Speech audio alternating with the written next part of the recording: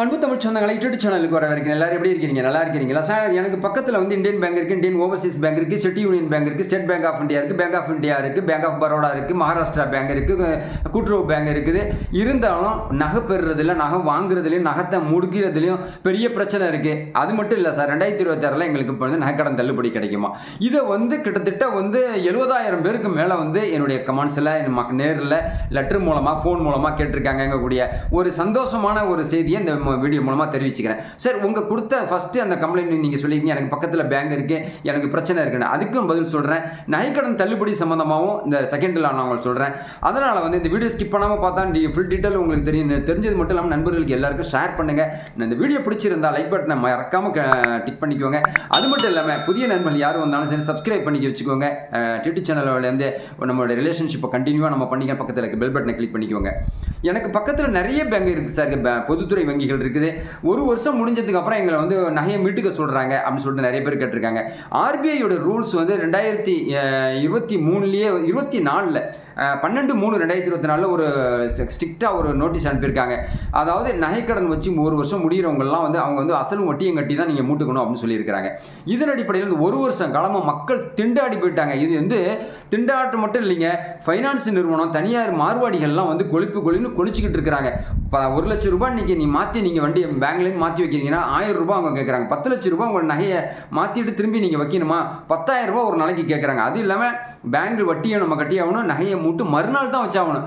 ஏற்கனவே நீங்கள் பார்த்துருப்பீங்க, 2024 மார்ச்சுக்கு முன்னாடி அப்போ வட்டியை மட்டும் நீங்கள் கொண்டு போய் கட்டிட்டு நீங்கள் ரினியூவல் பண்ணிட்டு வந்துடலாம்.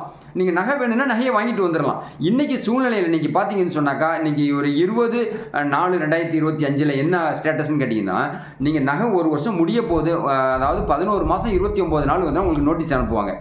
நீங்கள் போய் அசலும் வட்டியும் கட்டி நீங்கள் திருப்பிட்டு வந்து மறுநாள் தான் நீங்கள் வைக்க முடியும். அப்படி இல்லைன்னா நான் உங்களுக்கு ஏற்கனவே ஒரு ஐடியா கொடுத்துருக்கேன், பார்க்காதவங்க என்னோட பிரிவியை போய் பாருங்கள். அதையும் நான் ஒரு டிப்ஸு நான் இப்போ சொல்லிடுறேன்.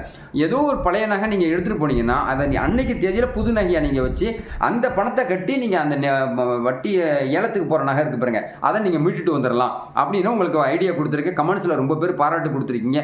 இதை வந்து ஆர்பிஐ வந்து சொல்லவே இல்லை, ரிசர்வ் பேங்க் ஆஃப் இந்தியா.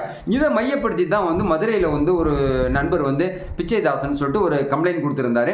அந்த கம்ப்ளைண்ட் அடிப்படையில் வந்து அதாவது ஆர்பிஐயோடைய ஆளுநருக்கு வந்து ஒரு சம்மன் அனுப்பியிருக்கிறாங்க. தமிழ்நாடு மட்டும் இல்லை, ஆல் இந்தியாவில் இருக்கக்கூடிய மக்கள் பாதிக்கப்படுறாங்க. அதனால் வந்து முந்தைய நிலையே 2024 மார்ச்சுக்கு முன்னாடி இருக்கக்கூடிய நிலையை தொடரணும். மக்களுக்கு வந்து வட்டியை கட்டி நீங்கள் வந்து திரும்பி ரினியூவல் பண்ணி கொடுக்கணும். அசலும் வட்டியும் கட்டுறதுக்கு ஒரே நாளில் அவங்களுக்கு அவகாசம் கொடுக்கணும். மறுநாள் வந்து புதிய நகை கடன் வைக்கணும்னு சொன்னாங்க, அலைக்கழிப்பு பண்ணக்கூடாது அப்படின்னு கொடுத்துருக்காங்க. ஆனால் இது வரைக்கும் நடைமுறைக்கு வரலைங்க. இன்றைக்கி தேதி பார்த்தீங்கன்னா 20/4/2025 வரைக்கும் நடைமுறை வரல. ஒரு கம்ப்ளைண்ட் கொடுத்துருக்காரு. நீதி அரசரும் கண்டனம் தெரிவிச்சிருக்குது. முந்தைய நிலையை மாறணும்னு சொல்லிட்டு தீர்ப்பு அளிச்சிருக்காங்க. ஆனால் இது வரைக்கும் இந்த இந்தியன் பேங்க்கில் பொதுத்துறை வங்கிகளில் நிலைமை மாறல. அதனால் தனியார் நிறுவனங்கள்லாம் பாருங்க, நோட்டீஸ் எங்கே பாருங்கள், நோட்டீஸுங்க பஸ்ஸில், ரோட்டில், கடையில், கடத்தூரில், எங்கள் குட்டி சவுத்துலலாம் ஒட்டியிருக்காங்க. உங்கள் நகையை மறு அடகு வைக்கணுமா, நகையை மீட்டு திரும்பவும் விற்கணுமா, திரும்பவும் நான் மறு அடகு வைக்கிறது எங்களை அணுகவும் போய் கேட்டாக்க 1 லட்சம் ரூபாய்க்கு 1000 ரூபாய் கேட்குறாங்க. 3 லட்ச ரூபாய் எனக்கு நகை இருக்குன்னு சொன்னால் 3000 ரூபாய் கொடுத்தா தான் அவங்க 3 லட்ச ரூபாய் பணத்தை கொடுக்குறாங்க. நகையை மூட்டுட்டு வந்து அவங்களுக்கு அந்த வட்டி அசலையும் கொடுத்து பேங்க்கில் மூட்டுக்கணும், இவங்களுக்கு ஒரு 3000 ரூபாய் கொடுக்கணும். அப்படி இதெல்லாம் வந்து மறைவாக வந்து இவங்களை பொழைப்பு நடத்துறதுக்கு அரசாங்கம் கொடுக்குறாங்களா அப்படின்னு சொல்லிட்டு நான் கேட்கல, தமிழ்நாடு மக்கள் கேட்குறாங்க.